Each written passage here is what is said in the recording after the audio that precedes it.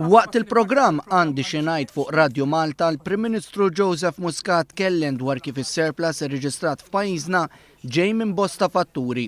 Mistoqsim il-preżentatur Andrew Azzopardi jekk il-programm ta' ċittadinanza b'investiment u xi sors primarju ta' tkabbir ekonomiku, il-Prim Ministru wieġeb hekk. Dwar din il-miżnomer fil-fema tiegħi tal-programm ta' ċittadinanza b'investiment. L-ewwel nett, bih jew mingħajru din is-sena is-surplus xorta kien jsir. Ħanibdew minn dik il-punt. It-tieni punt. Mill-dan il-programm ta' ċittadinanza b'investiment huma 30% biss illi tal-provenjenti li jintefqu fuq in-nefqa tal-gvern. Is-70% l-oħra jiġu mġemmajn.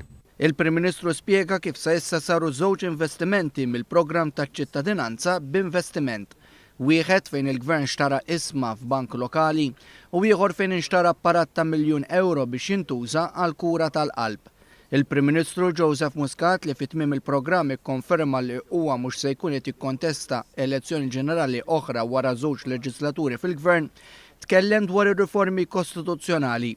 Huwa saħaq li għandha tkun il-President li tmexxi l-Konvenzjoni Kostituzzjonali fil-waqt li ma skludiex li l-poplu għandu jiġi konsultat fid-dawl tal-bidliet proposti għal Kostituzzjoni ġdida. Jien ngħid ukoll jekk ikun hemm sitwazzjoni ta' bżonn ta' mandat b'saħħtu ma neskludix laqas referendum f'mument minnhom għal mandat għal Kostituzzjoni totalment ġdida jew b'ħafna elementi ġodda.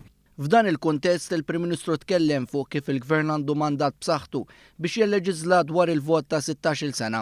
Hawnhekk saħaq li din il-kwistjoni kienet fil-programm elettorali tal-Partit Laburista u l-Gvern qed iżomm kelmtu fuqha.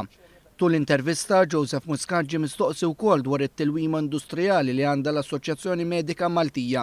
Qal li huwa kieku kien jifhem li l-mam li tressa it-tħassib u l-oġġezzjonijiet tagħha waqt li l-Gvern kien għaddej bit-taħdidiet ma' Vitals Global Healthcare u mhux issa wara li ġie finalizzat kollox.